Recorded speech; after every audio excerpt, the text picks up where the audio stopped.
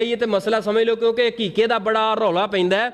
حقیقہ تے قربانی اے مسئلہ اے الگ الگ، قربانی دے مسائل الگ نے، عقیقے دے الگ نے۔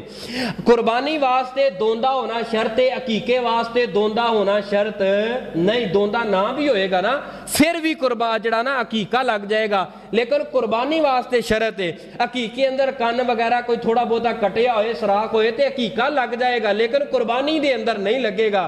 اور عقیقے اندر لازم ہے، ضروری ہے، چھوٹا جانور ہی عقیقے اندر قابل قبول ہے، وڈا جانور کر سکدا نہیں۔